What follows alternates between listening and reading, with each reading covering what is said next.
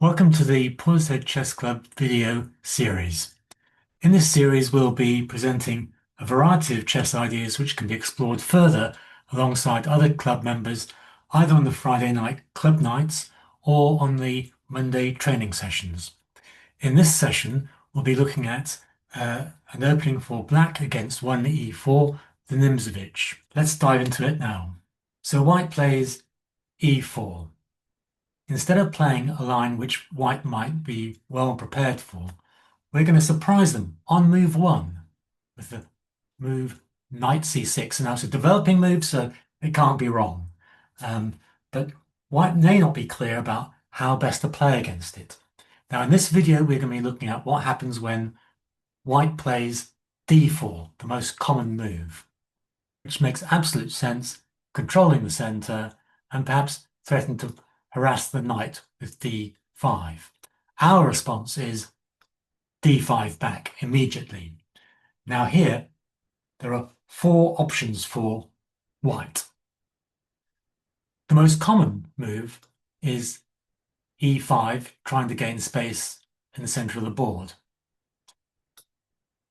There's also the possibility of trying to maintain tension with knight c3. Another variation is d takes e5, trying to lure the queen onto d5 and then harass it with the knight. f3 essentially is a blunder. Why? Because we take it immediately on e4. Now notice that this pawn now is attacked twice because we have knight on c6 and the queen on d8 both attacking it. So the most likely move here for white is d5 attacking the knight, which is one of the ideas about playing e4 and d4 in the first place. We don't move the knight. We take on f3. Well, if white doesn't now take our knight, then they've given up a pawn for nothing very obvious. So instead, they take the knight. Then we don't take back, and we don't exchange queens. We just be a piece down. We play f2, check. Now, if white takes the pawn, then we take their queen, and that's a win in 6 moves. So let's imagine they're a better player than that, and they move the king to e2. Now, we take the knight on g1, but importantly, we don't queen it. We promote it to a knight, because this is check. So then, essentially, white has no alternative but to take the knight. And now we play bishop g4, check, king moves away, queen takes queen, end of game, another win in under 10 moves. So let's go back a bit, just to cover all bases. So let's say in this position, they decide, oh, well, I'll just take the pawn back. Now, we could simply take on d4, and that would be a pawn up, and white's got an isolated e-pawn, queens will probably come off. It's a very good ending for black. But we can do better than that. We play e5. Now, if white takes the pawn or plays d5, we play the move queen h4. Pawn goes to g3 to block the check, and queen e4, and next move we'll take their rook on h1, and that is another win in under 10 moves. So I think we can fairly say that f3 is not a good move. So let's look at the most common move. This is the move d5. And here we always bring the bishop to f5. Notice now, although white's got more space, black has already developed 2 pieces. So development is not going to be a problem if you play the Nimzovich. Sometimes, and more often than you might expect, white plays bishop d3. The idea is to exchange these bishops, and it's a very similar idea to the one found in the Caro-Kann. Now, in the Caro-Kann, instead of the knight being on c6, the pawn is on c6. And in this position, usually black plays bishop takes bishop, queen takes bishop, and it's a fine position for both sides. However, it's not the same here because of our sneaky move knight c6. When white plays bishop d3, they may have missed the fact that bishop on d3 undefends the pawn on d4. They may have not thought that was a problem because if they take on d4, they can win the bishop on f5. But in fact, the move knight d4 defends the bishop on f5. So that's a mistake. So we can see how quickly against Nimzovich white can go wrong. The most common move here now is knight f3. And this has been played by two super GMs, Fabio Caruana and Shankland. These are two American grandmasters with ratings well over 2,600. And both of them were playing against black, who was Magnus Carlsen. So this is an opening as black that Magnus Carlsen has played on numerous occasions. They played knight f3. The move almost always is e6. Now, after bishop to d3, you could exchange this and it'd be you'd have a position not dissimilar to a French defense where your bishop hasn't been trapped down on c8, which is where it would normally be in a French. On the other hand, your knight on c6 does get in the way of the usual French response, which is to play the pawn from c7 to c5. So the problem with exchanging, and it's a theme which I'll come back to again and again and again, very often when people see there's a possibility of an exchange, they automatically just exchange. The trouble is, each time you exchange, your opponent plays a move back, and in fact they gain time it. So in this position, we've got two developed pieces, they've got two developed pieces. But if we take like this, and they take back, now we have a position where we've got one developed piece and they've got two developed pieces. It's a bad deal. So instead of that, we play knight e7. We're hoping that perhaps they might play bishop takes. And then we play knight takes. And now we've got pressure against this pawn over here. We've got two pieces developed. They've only got one piece developed. They're likely to try to defend it like this. And then we can start hitting their center. So this is the kind of general plan. So in this position, more common is castles. Then black plays f6, beginning to undermine the center. The point is here that if pawn takes f6, g takes f6, then white could be in some trouble because the rook can move to the g file, the queen, as in most of these lines, moves to d7, and then the king castles queenside.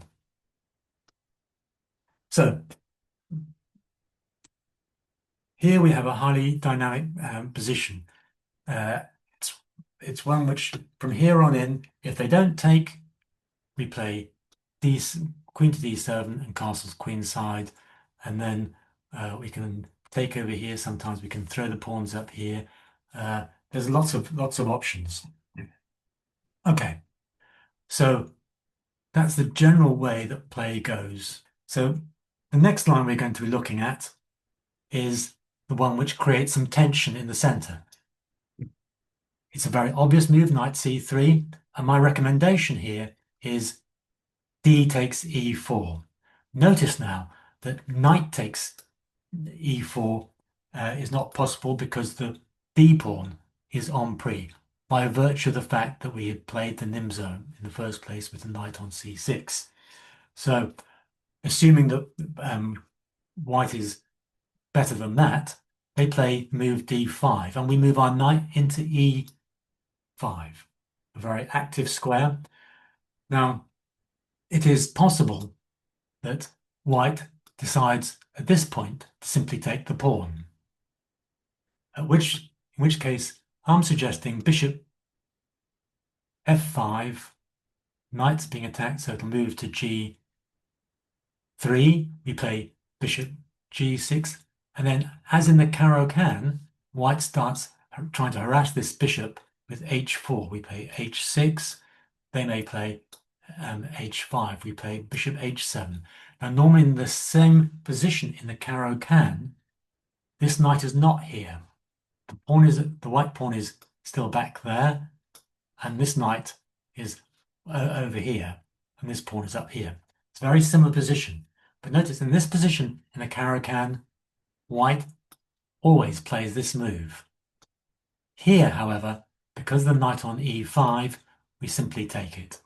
And this position is way better for black. Okay, so they could take it like that, but the stronger players will play moves like queen. Sorry. The stronger players will play queen d4, attacking both pawn and knight. It's an obvious and sensible move. The knight moves to g6, and then they may play knight takes e4. This, however, leaves black with much the better game, probably about a pawn's worth extra here. It takes the computer a while to sort of come to this conclusion, but what we do is we play e6, taking advantage of the fact that this queen over here is undefended. So d takes e6 is not possible. Therefore, since we're threatened to play queen takes d5 next move, they need to find a way of defending it. Well, let's have a look at some of those options. Bishop to c4 seems to defend it, but we can attack it again with knight e7. But then they might think, well, I can defend it again with knight c3. But then we play c6. The pawn can't take the pawn on c6 or on e6 because the queen is still en prise. Therefore, the only way to keep it going is to play d6. But then we play knight f5, attacking the queen and the pawn, and we'll have good development. Our pieces are all coming out, and we're an extra pawn, and it's a central pawn. Well, you can't do much better than that out of the opening. This, again, is less than 10 moves in, and we're all already thinking about winning this game. So let's just think about what happens if they decide to defend it with c4. Well, here we can play bishop b4, bishop goes in the way, bishop takes here, and after knight takes here, we can simply play knight f6, and this cannot be defended. We're winning a pawn again. And notice we're not only just winning a pawn, it's not like a pawn grab where we waste a lot of time getting this extra pawn. We're developing our pieces and winning a pawn. The knight's already out. We're ready to castle. It's white that is behind in development here. Okay. So, in this position, white plays queen takes e4, after which we simply play knight f6. And in subsequent moves, we may well play e6. If it's recaptured, we recapture the bishop. Our bishop can also come out to any of these squares along this diagonal. This is a good position for black, sorry. Well, it may be that white plays something like this. And this is the best that white can get from this knight c3 variation. According to the computer, it says down here it's slightly better for white. Well, that's debatable. This pawn on d5 is still very vulnerable. The trouble with computer evaluations is they're only looking at the immediate moves and not looking at how this will develop over the next 20 moves, where white may have some problems with that pawn on d5.